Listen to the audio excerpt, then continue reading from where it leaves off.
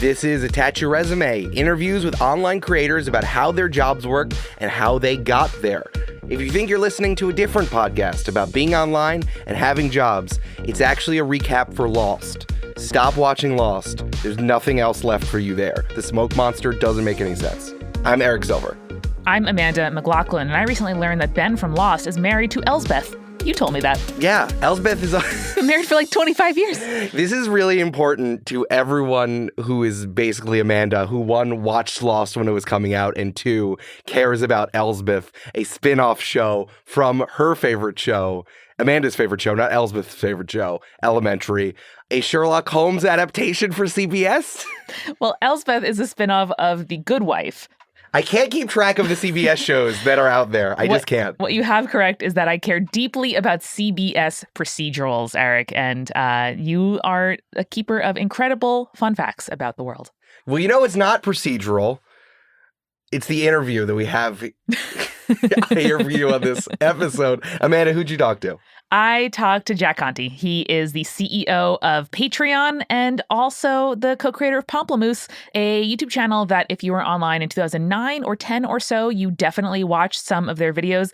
They also, fun fact, headlined the 5th annual VidCon in 2014, which I was there for. That's so long ago, and I can't even fathom it. I think it's important that you brought up Pomplamoose, because that is the, text of Patreon.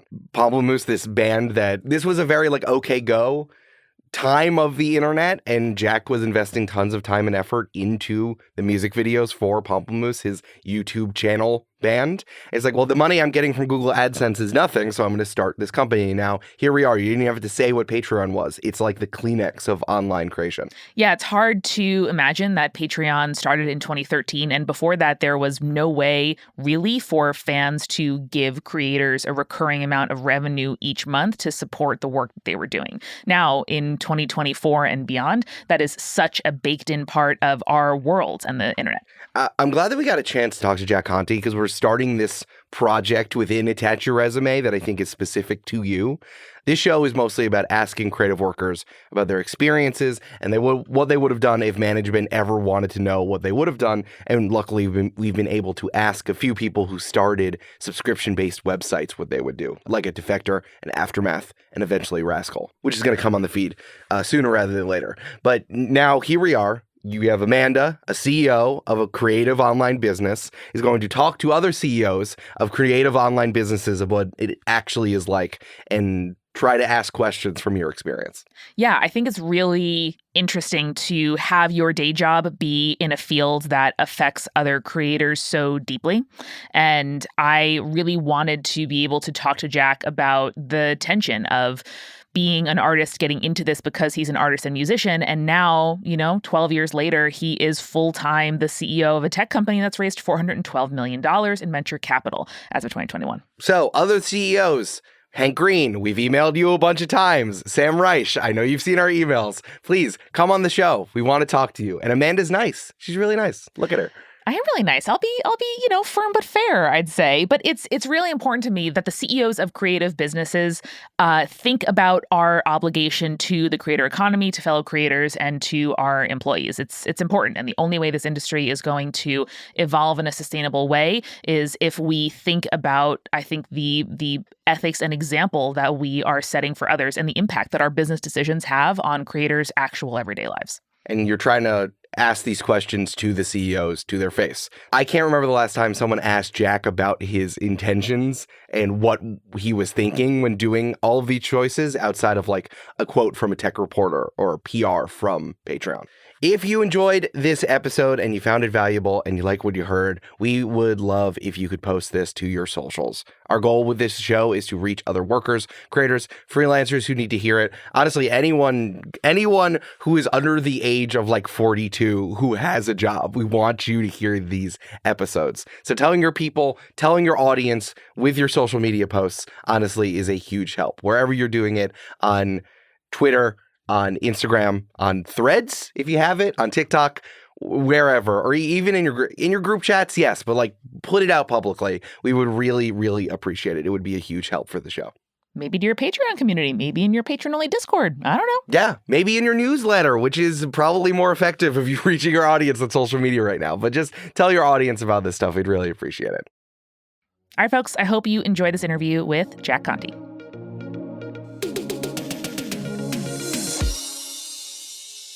Jack Conte, welcome to Attach Your Résumé. Oh my gosh, thanks for having me. Our pleasure. Would you let people know who you are and what you do? Yeah, my name is Jack Conte. I am co-founder and CEO of Patreon, and I've been a creator also for about 20 years. I have a band called Pomplamoose. We've been uploading to YouTube since 2008. I got another band called Scary Pockets. We're a little bit more recent. We started in 2017. And then I have 2 talk shows / podcasts, one called Dead Wax, where we go deep into music and music analysis. And then another one called Digital Spaghetti, where I interview cool visual creators and storytellers, and we break down their process and artistry. Something that really interests me about you and your career is, like, in introducing yourself just now, the thing that most people probably know you as is co-founder and CEO of Patreon. And then like 85% of the words you said are about the stuff you make and being a creator. And so I am really curious on your thought on something I think about a lot, and that I think all of the folks looking for jobs in digital media, listening to Attach Your Résumé, have in mind, which is like, do you think art and commerce are contradictory? We're like really jumping in, but I love think this. you're Let's going go to have straight into it. Let's big picture thoughts. Okay, I have so many thoughts. How long do we have? No, I don't think they're contradictory. I think there's tension, and I think it's really hard to do art and commerce well. And kind of that's like the job of the artist. Like, art does not exist, in a pure vacuum. Like it just doesn't. And I think that's part of what makes it hard to be an artist, is to stay true to what you want in your heart and to what you want to say and how you want to express yourself. And to somehow be able to do that, like, despite, quote unquote, like market pressure and algorithmic pressure and, fan pressure and mom and dad pressure and like, you name it, like there's always pressure around us. And like when I think about my favorite artists in the world, they are somehow able to truly be who they are despite all of that pressure. I think that's one of the things like that I respect a lot about those artists, is that when you do that really, really well, I don't want to say the economics always follow, because they definitely do not. Mm-hmm. But the truth is, like, people really like to see someone be unafraid of being themselves. People really love to see someone who just like wears their heart on their sleeves and is okay saying exactly what's on their mind. That's attractive. And so like one of my favorite artists, for example, is Lewis Cole.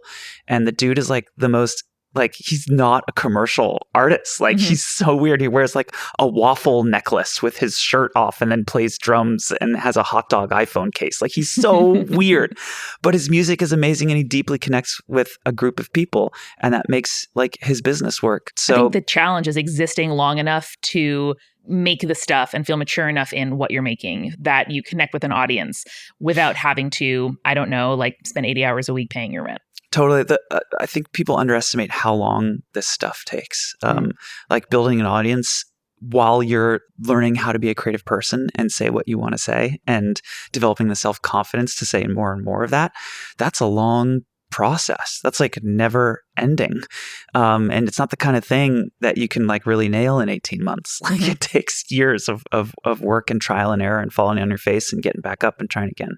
I often find that when people are talking about the sort of like art versus commerce debate, they sort of presume a luxury to choose between the two, or a luxury to like eschew commerce in favor of art, which for me and all of my peers and a lot of people that I imagine you're in community with, the dream is just to be able to do the art full time without a full-time job. So I'm curious then about the rise of the term creator, which I think Patreon had a large part in popularizing. It's a term that we kind of know what it is. People want to be a creator when they grow up. I definitely have my thoughts about what that term means in opposition to artist or in conversation with artists, but how do you feel about it? Man, you're getting into such good stuff like right off the bat.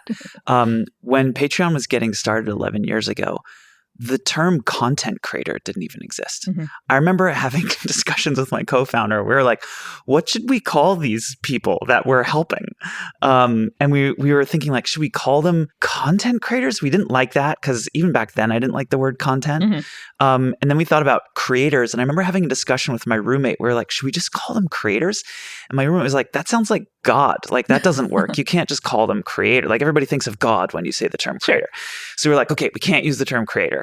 But like we had those discussions 11 years ago. And now, 2024, creator is just like a part of culture. It's a part of society. Like it's something that everybody takes for granted almost. How do you feel about it though? Do you think that's the right word? What's interesting is like my feeling has changed a lot about it over time. And I think the thing that's changed the most is the web has increasingly put, I think, negative pressure on artistry and boldly being yourself. Like it's hard to do that now. It's so much pressure. And I think that has sort of been antithetical to what it means to be a true artist. And so I've just found myself using the term artist more and art more over the last year or two, because I want to remind myself of like why I got into this in the first place as a creative person, like what it is that I care about. And it's even like, that's also why I don't like the word content. Like content is faceless, nameless. It's a commodity. It fills a hole. It fills a void. It fills a feed. It's manufactured stuff to plug into, a feed. That's not what I want to make as an artist. That's not why I get up in the morning and devote myself to my craft and my creativity. So like all of the words around the sort of ecosystem that we're in, I find my own feelings about that stuff changing over time. I almost feel like creator is akin to like working actor, something like that, where, maybe you're not taking gigs because you think they're like incredible and maybe you can't be super choosy about it, but your day job is actor, which is like pretty dope if you want to be an actor. So I almost feel like my day job is creator. And as I get more, mature and find myself like clawing back a little bit of like inspiration or not thinking about stuff I want to make in relation to how it can either support me or take time that I have to otherwise fail to pay rent in other ways. Artist is like the thing I get to do. And instead of like when I was working in finance, it felt like I had to spend most of my time off recovering from my day job and then, much less thinking about what I wanted to make. Those are two very compatible roles.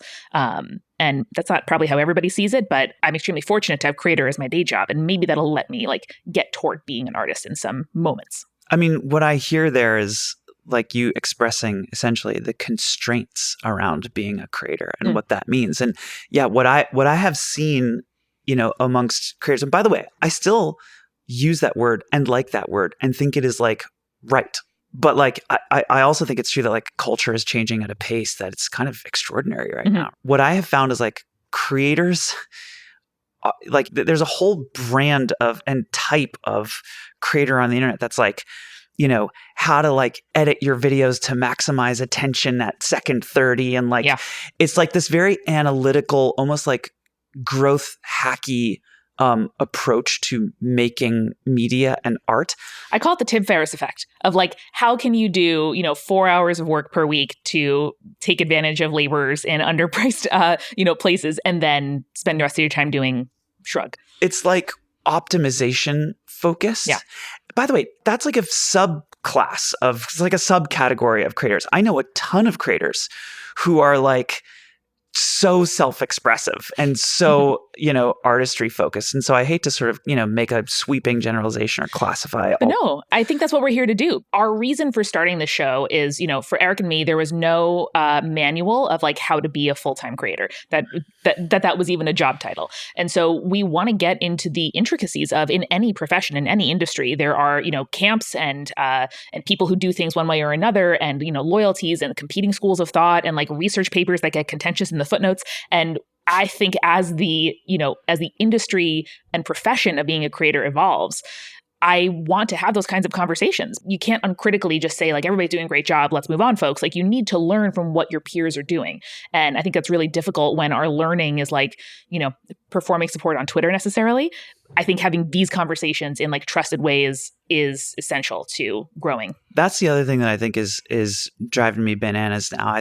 The older I've gotten and the more I've used the platforms. Actually, this part of it isn't even the platform's fault, but like being who you are publicly, like broadcasting who you are to the world is like a very new skill set for humanity. Mm-hmm. Like that was reserved to a very small number of people, just like 20 years ago. And it's only in the last decade or two that like everyone has been able to broadcast themselves to all of humanity. And we're learning a lot about how to do that and the pressures of that. And yeah, what I've found is like, it's just so easy to broadcast who you want to be instead of who you are. Mm-hmm. It's easy. Like that's what I do. I broadcast who I want to be. The internet sees a sliver of like, my whole self, because I'm not going to like broadcast everything about myself onto the internet. But what the net effect on me and on my psychology as like a human being mm-hmm. is that there's this gap between like this image that is being cultivated online and then the whole human who lives in this, flesh and bones body. A flesh mech. Yeah, a flesh mech, a brain riding a mech suit, covered in a meat skeleton. We're all like ratatouilleing we're by neurons when you think about it. We're piloting these very awkward sacks of fluid. But yeah, we like that gap between like the avatar that I have like accidentally stumbled into, mm-hmm. like, and then the whole me, that like creates anxiety in my life, to tell you the truth. Like that's a very difficult thing to process as a human. And I think a lot of people are feeling that right now. I think the net like impact on a lot of us is like loneliness. Like it feels lonely to be in that state. It does. I think that in 2013 when Patreon launched to now, there has been a like fundamental cultural shift. People, it's like almost the Kleenex effect where like people know what like having a Patreon is, being a patron, all those kinds of things. I think it really changed our attitude as the internet towards selling out. Like I try to explain to people sometimes, you and I both came up on YouTube in like the late 2000s. And the idea that someone would like give viewers an option to support them for a thing that is otherwise free was like pretty mind-blowing. And it's almost like I think audiences have outpaced creators in their comfort about thinking and talking about money. Audiences are smart. They understand that it costs money to make stuff, that, you need to use the dollars that you have to make the stuff that you want to see in the world keep existing. And at the same time, to like get into this nuance, I think I've seen a real variety of attitudes from creators where some folks are really happy to talk about money and be transparent about it, talk about how, that direct support from listeners goes to making their lives and content better. Others find it kind of icky. Yet others, I think we've seen examples, as in any industry, of like bad actors that sort of use it in a like icky and like gross way. But I wonder what you think we need to do as an industry of full-time creators to like increase our financial literacy or earning capacity or just our comfort in talking about money. Because it's a thing that I really think is hampering our growth.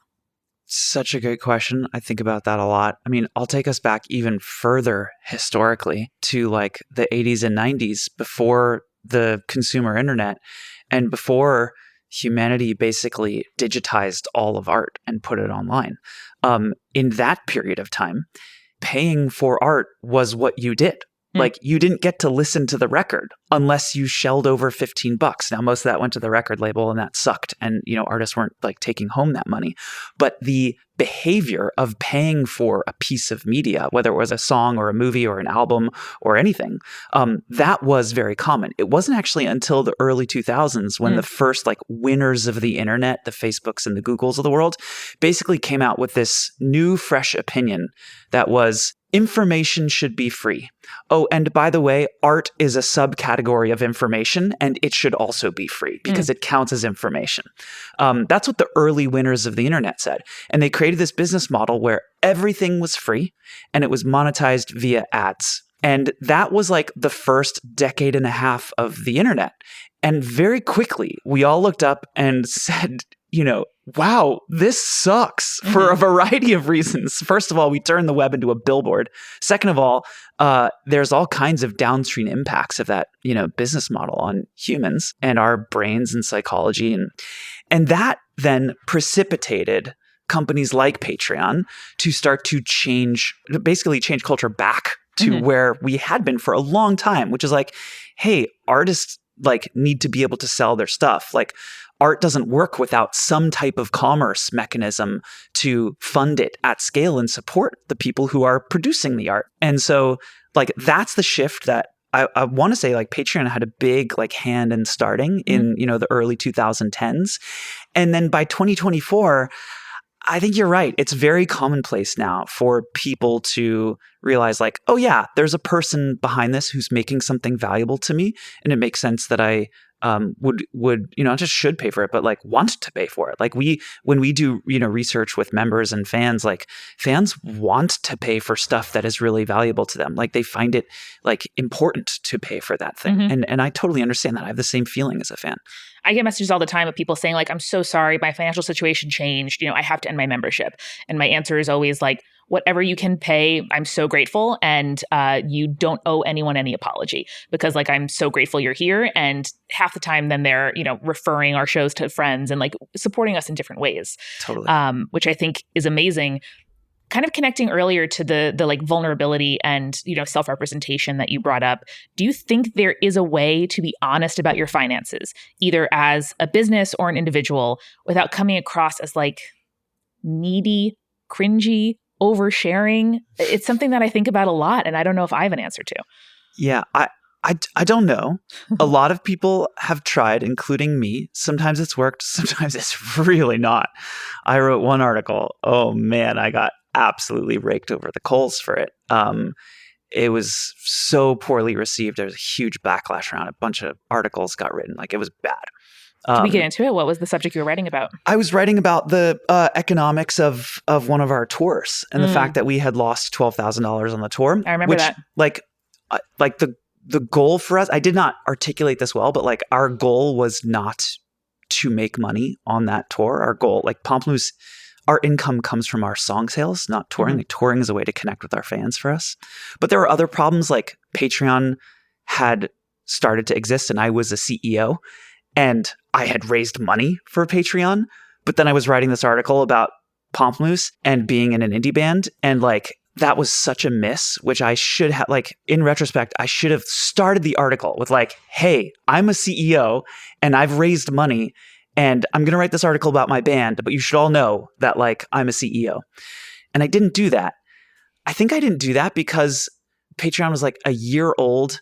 I wasn't taking a salary as CEO. I was making my living as a musician. And I hadn't I hadn't assumed the identity of a CEO psychologically yet. I was still just living in a 2-bedroom apartment, trying to build a product with my roommate, but I think in retrospect, I should have just very clearly called that out at the beginning. Anyway, the point is for a variety of reasons, it was not a good article. And maybe if I had approached that better, I would have different views about being transparent around your finances. But I think it's very hard. It's hard because, on the one end, if you're doing well as a creator, that's the dream job. And if you're doing well, then you're kind of living the dream. For a lot of people, that's living the dream and they would love to be in that position. Meaning complaining or getting into the details will just be received badly. Exactly. There are lots of creators on Patreon that are making hundreds of thousands of dollars a year. They have all kinds of problems that they have to be very private about because they're building companies, they're leasing office space, they're hiring employees, they're running into production output problems and but I think if the average person read about those people having problems, it would come across poorly. And so I think it's very hard to talk about money as a creative person. I haven't found the right balance yet to do it. It's very tough. I'm curious about this in a even larger than the individual level as well, because I think you do an excellent job of starting and sort of summarizing the origin story of Patreon. I'm going to say it back to you, having heard it a few times, which is you spend, $10,000 on a music video for your band, made something like $15 in AdSense revenue for that month. It's $166. $166. bad. And was like, holy shit, I am never going to be able to make the kind of thing I want to make and fund it this way, which is the only way, which was, YouTube ads on the video. I'm curious why, if the problem you were solving is like starting Patreon as a way to properly value art and for fans to support creators directly, what made a venture-backed startup the right solution to that problem? So at the time, when I actually started the company, there was no business strategy. There was no strategy. There was no business plan. There was literally the first version of Patreon that I sketched out on printer paper was a website that I wanted for myself. And I had in my life, I had no idea or even desire to become a CEO. And actually still my goal in life is not to be a CEO or to have a tech company. I care about this problem that I'm solving. And I think doing it this way is the best way to do it. But that was not in my plan for myself, just to be very honest. And I would love to, take credit for some genius strategy or something but there was no strategy. And so what happened was I posted this YouTube video. I explained to my fans, hey, come follow me here. It's this thing called Patreon. I made it with my buddy Sam. We were roommates in college. Come become a member here. And I think this could help a lot of people. And very quickly, a lot of my fans turned out to be creators themselves. And then those creators launched on Patreon. And that snowball just kept repeating. And we got to the point where we were very quickly totally overwhelmed and totally underwater, getting hundreds, thousands of tickets a month. Support tickets that someone had to reply to. That somebody had to reply to. Yeah. We had one engineer, was my co-founder. And we were getting feature requests, you name it. I mean, we could not keep up. And so what we wanted to do was hire some people to help us. But the company wasn't profitable because we were taking 5%. And so we needed to figure out how to afford to hire a head of operations, more engineers. And so we raised money. We went out looking for $700,000, pitched probably 20 or 30 companies, investors, and finally found one who was I want the full 700,000. And then very soon after that, a couple others asked to be included in the round as well. We ended up raising $2 million. That was the August 2013 angel and venture round. That was this a seed round. Again, I want to say there was no thinking. There was no strategy. It was, oh my God, we need to build a lot and we need to respond to all these support emails. We need to raise money in order to do this. I wasn't thinking oh, we're going to raise more rounds. Oh, we're going to that was not in the calculus. It was literally just 1 foot ahead of the next, solving every little problem kind of as we approached it. Yeah. I wonder, did you have in mind then that artists are kind of always waiting to get fucked over by a tech company? That there are a lot of ways in which, I've heard you speak before about how banks, for example, don't love looking at YouTube AdSense payout, receipts to help people buy houses and things. That, any change makes people really jumpy. And I think we're more literate now, but even back then, the idea of why would a tech company want to be here? Why would venture capital want to be in the lives and finances of me, a creator or an artist? Was this something on your mind? 1,000%.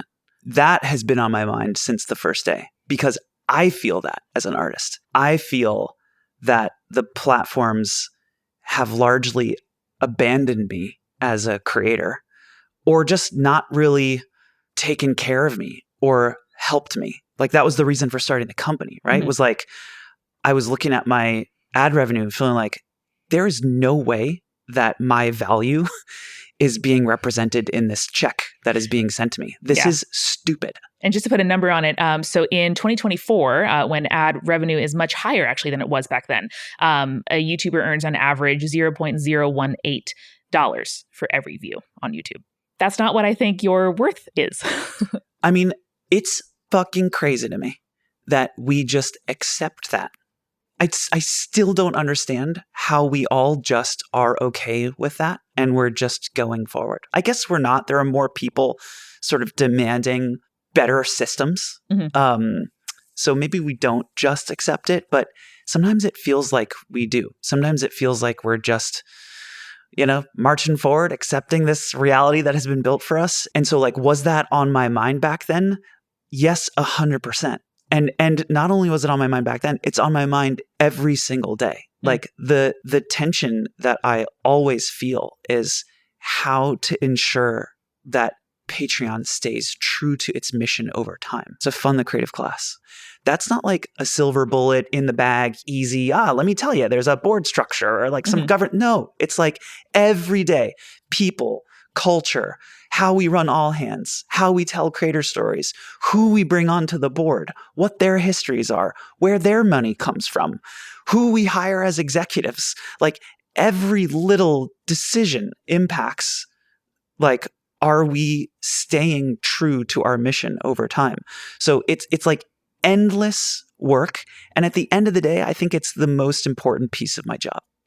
Have there been any examples of the priorities of the people whose capital enabled you to make this business and what you see as the core constituents of your business, which I would presume are the creators who are the people making stuff on Patreon? You're saying like, has there ever been a conflict?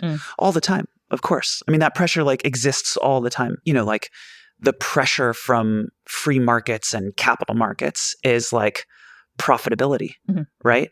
And like near-term profitability, like over the next 6 months, over the next 12 months. And like, you know, if Patreon goes public, like that will increase. That's not going to decrease. That's going to increase.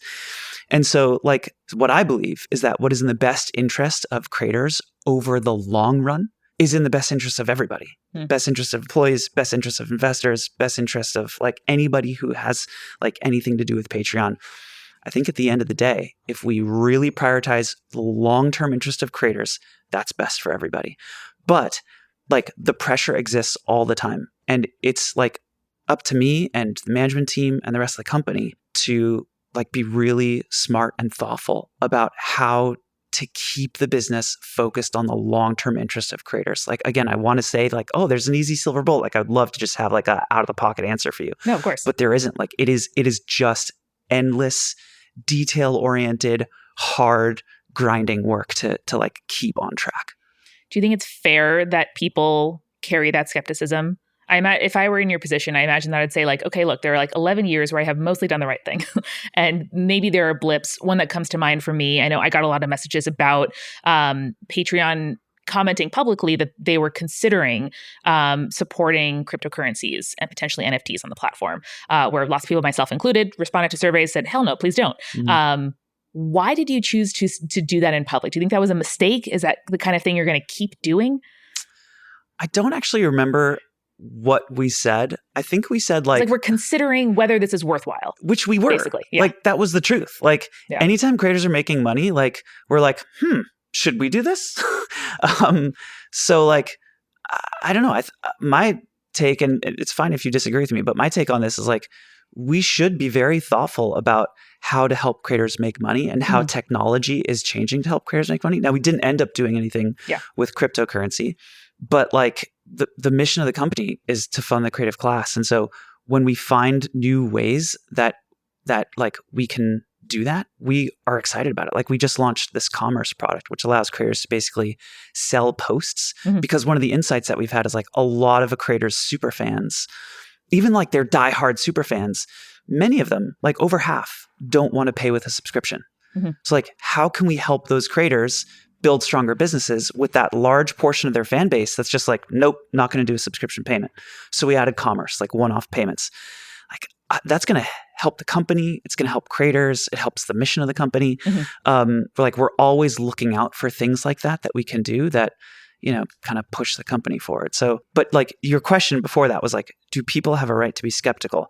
I would say people should be skeptical. It's not that they have a right to be. Like what I always tell our team is like, look, artists have blood in their mouths from being punched in the face over and over again for thousands of years. It's not like, should you be skeptical? It's like, if you're not skeptical, you're not looking hard enough. Like artists should be careful.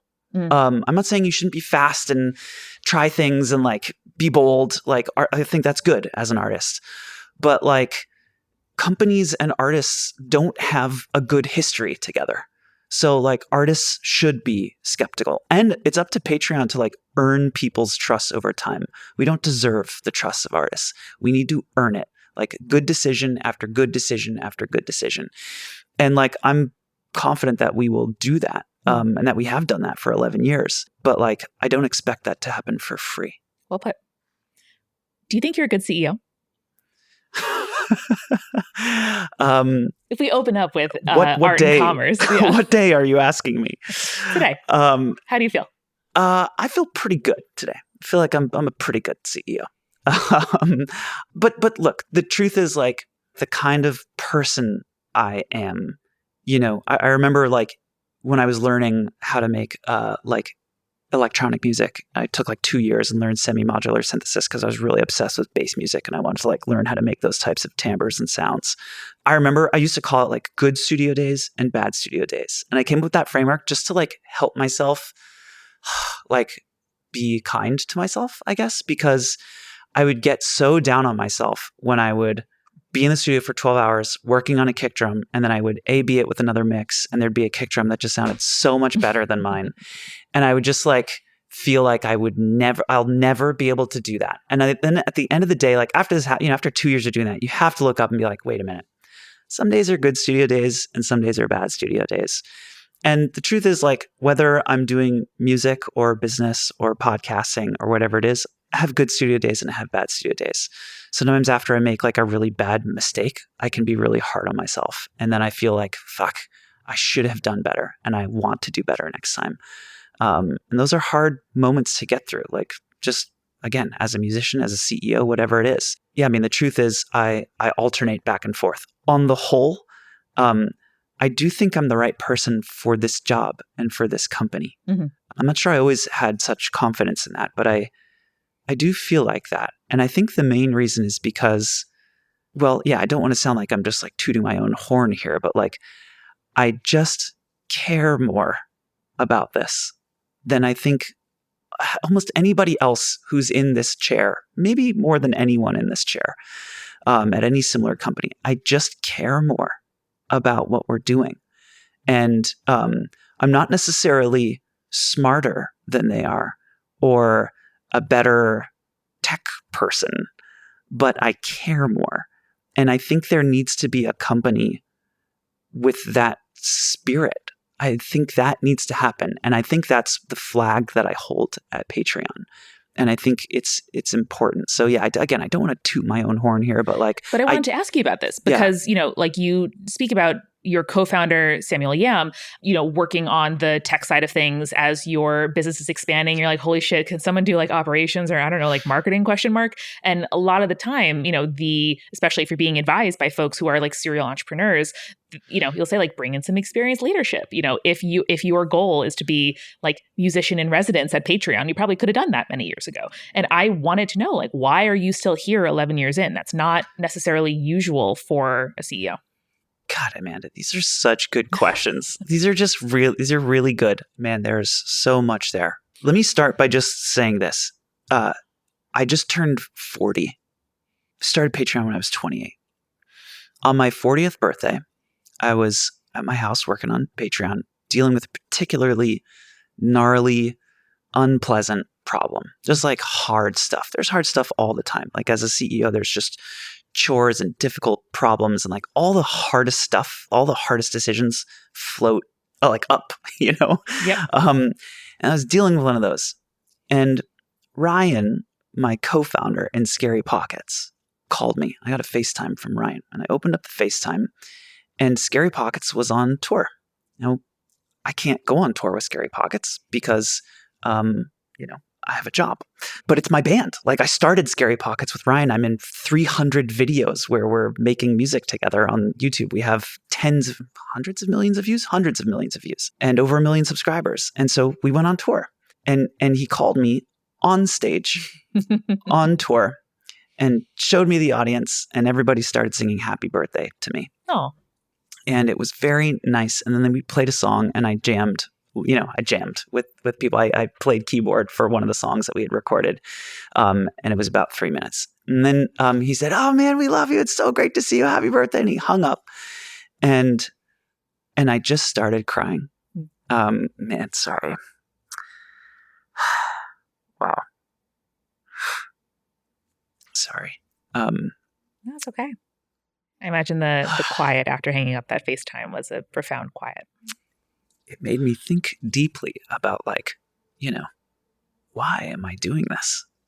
And I think it comes back to, your last question. Like, I do think I'm the right person for this job. I'm not going to be perfect at it, but I think like the overall direction of my decisions, I trust, and I think is going to be right for creative people. People may disagree with me, and I'm sure there's going to be, all the kerfuffles of the internet and everything that happens. But I'm going to do the best that I can, and I think that it's going to be net positive for creative people. Yeah, there's just so many examples of companies when the person who cared left, and then the company just slowly goes off the rails, and I just don't want that. I just don't want that. Yeah, fortunately now we have this team full of like super creator first people, this board of like super creator first board members, this exec team of like people who just bleed for creators, spend so much time with creative people, deeply understand creators. And so I think the culture of Patreon is this like, I don't want to say like completely self-propagating, self-sustaining creator first thing, but like it's getting there. And maybe someday, I don't foresee that anytime soon, but maybe someday I'll look up and I'll be like, wow, this is just a creator first machine that doesn't need me and is just like going fully. I don't feel that way now. And I don't think I'm going to feel that way anytime soon. But like that was a moment where I thought very deeply about like, okay, it's 11 years in. Why am I doing this? And the conclusion that I came to is like, nah, I want to do this. Like I'm doing the right thing. It may be hard. It may be painful. There may be like moments that are difficult, but like, I want to do this. It's amazing. How has your relationship to criticism changed over these last 11 years? I'll just say an anecdote here that you gave me some very good advice when I was starting Multitude, which I came to you with a problem of like, I feel this push and pull between sort of like opening up decisions to people, but not governing by committee. Like ultimately, like it's my name on the bill, it's my social security number on the lease, like, the buck stops with me in certain important ways, but I'm not the only one affected here. And so sort of how do I navigate that situation where my decision will impact others? I need to be able to make the decision myself, but I also don't want to be an autocrat just sort of doing it. And so you gave me very good advice, which in retrospect seems so simple around like, you can say to people, I'm facing this decision. I would love to know what you think. And I'll let you know kind of where I land. And if you have feedback for me, then I'm welcome to it. And that really shifted things for me. And I imagine that you are receiving criticism at a very different scale to what you're used to in music school or posting music to YouTube or just as a person in the world. Yeah. So what's behind your wry smile? Such a good question. Changed a lot over time. I'm very obsessed with like personal growth. Like I want to always figure out how to do better than I was doing 3 months ago, 6 months ago. Is that related to like growing up in San Francisco in a sort of Silicon Valley era? Or do you think it's just you as a person? No, I think it's Silicon Valley. Okay. Like it's like this like very, I don't want to say brutal, but it's like this objective look at yourself. And so like I just did my 360, where like 17 people left anonymous feedback about me. And then I see it that after makes me like curl up like a clam in my chair. After our board sees it. So it gets showed to our board before I get to see it. And then the board reviews it and then gives me feedback. And so like, do you dread that meeting? So I'm kind of used to it now. I'm not going to say like it's pleasant and I love it, look forward to like, it. Oh, good. Cause like they're like hard truths. But the thing is like, they're hard for like 24 hours. And then they're also, like sunlight is really good. Like sunlight is creates this sometimes very inarguable look at things, when you get like a lot of perspectives all grouped together, and then you can kind of pick out key themes. And the truth is like, I've been going to therapy for like, I don't know, 2 or 3 years now, which has been like really helpful. And the things that I'm like working on with my therapist are the things that freaking showed up in my 360. It's like, these are not things I'm not aware of. It's really rude how like you're the same person at work and at home. The things that impact you, affect you in your workplace. You know what I mean? Like, I know, and I'm working on it, and I want to get better at those things. And one of those things is what you just brought up around, being too receptive to input and feedback, which can be like a decelerant in terms of like speed and decision making and decisiveness. Mm-hmm. And so like one of the things that like I want to work on is just like going. Like I want to like move faster. I want to go faster. I want to make decisions faster. I want to build less of a consensus culture and have it be okay when there's disharmony. And that's a new chapter for me in the last couple years. Again, the first like bit of Patreon, when I think like to earlier moments in Patreon, I was very much like trying to create harmony, trying to help people get along. And I think I have some leftover kind of baggage from that, but I have changed a lot and have gotten a lot better at it.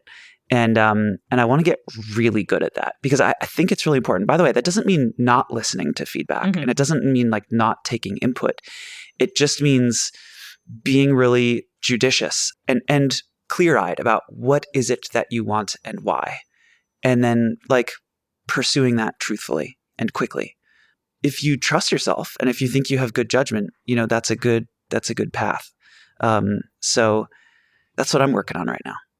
This is the meme for me where I'm tagging this photo and I don't like it. I totally found myself doing the same thing where in gathering all that feedback, made people feel great.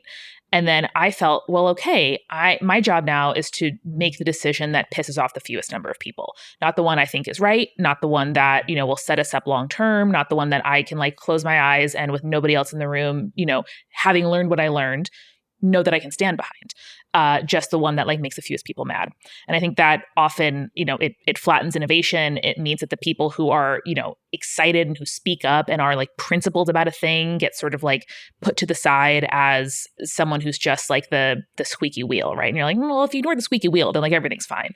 And I needed to listen to my squeaky wheel, companions, and also the little voice in the back of my head that was like, I don't think this is right. And I think I didn't trust myself. And I think I wanted consensus over doing what was right. When in reality, if you have people and you say, this is my reasoning, this is why I think it is right, I hope I have your trust and we're going to figure it out. And if it's wrong, then me and we'll correct course. That's the goal. That's what I'm trying to go for now. That is such a good goal. Honestly, I think it's the only way to be effective and to even be happy, right? Like if you're making decisions that you don't agree with, if you're disagreeing and committing to your own decisions, what the hell? Like, how can you feel good? How can you be happy in life? I don't want to say how can you sleep at night, but like if you actually disagree with your decisions, like from a principle perspective, that doesn't work. I can't do that. I don't want to do that. I want to deeply believe in the decisions that I'm making. And if my heuristic for making a decision is like, oh, who's going to be less angry, or how can I appease the most number of people, or what does the majority say? All of those heuristics are not what is right. Mm-hmm. Yeah, prioritizing that, I want to be like great at prioritizing that. Me like too. That's like life goals for me. I think like it's not just like Patreon goals or like business leader goals it's like life goals. I want to be great at like doing what is best and right. I think that's great. Yeah. Let's meet in the year, see how our progress is after your next 360. Great. So I would argue that Patreon and its impact and your impact on the world has made it so that people just like don't even think about a world where they didn't used to be able to support with their money creators that they love. Mm-hmm. It has like unlocked and made possible and easy and like fairly compensated the sort of like audience support, direct support, membership question. You're still improving all the time. I'm loving the new features, etc. But like that feels like a thing that it's like, okay, you should start a Patreon, and that like that need is filled. What do we do about that huge pool of money that is still valuing us as insultingly low? About the corporate advertising dollars that call us content, right? And that like just view it as like slop that they can insert their ads in front of or in the middle of.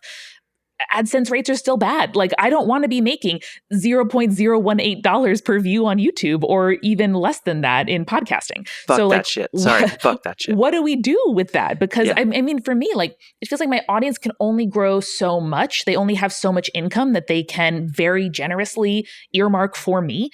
People can only support so many Patreons a month. Like, is there a ceiling, like, on the sort of like true fan quotient, to quote the 1,000 True Fans article that I know inspired both of us?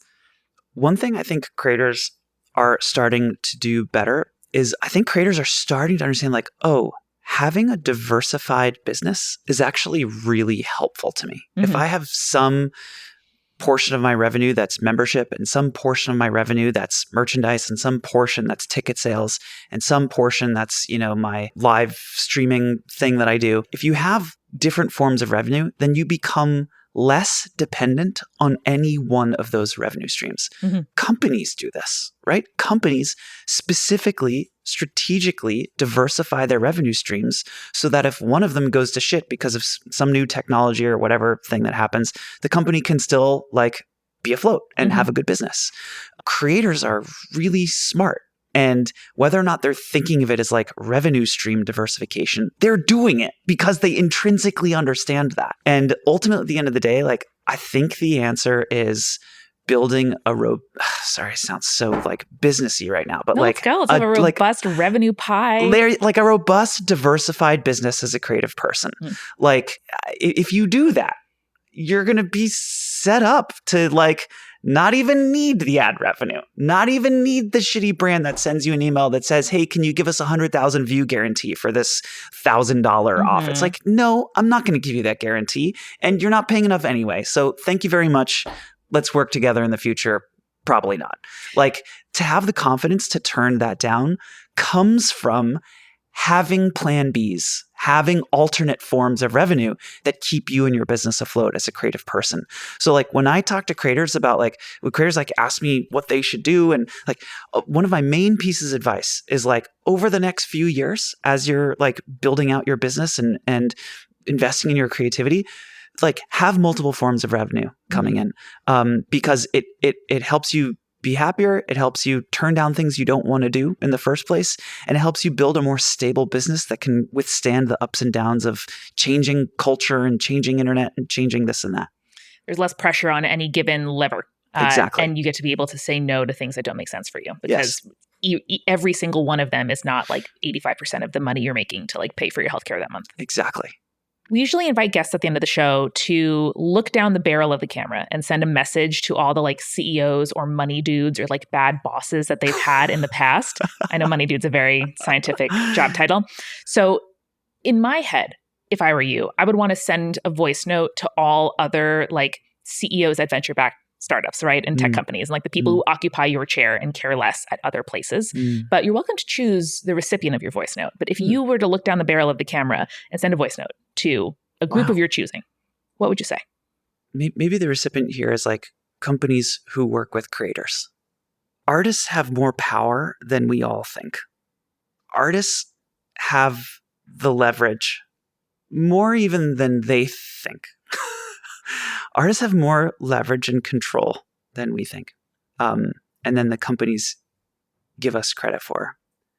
And over the last 20 years, power and control and leverage is shifting away from companies, despite popular opinion. I know popular opinion is like, oh, corporations are getting more and more powerful, which is, there's some components of that are true. But the creator economy is antithetical to that notion. The creator economy is giving a voice to individuals who now have audiences that are bigger than the biggest media companies in the world. Bigger than the biggest companies in the world. When a company makes an announcement, they reach 1/10 of the people that some of the creators that I know are reaching when they say something. That's what I mean by leverage shifting away from institutions and toward individuals. I believe that is a trend that is going to continue. I believe that what we're going to see is creators getting more and more influential and powerful over time.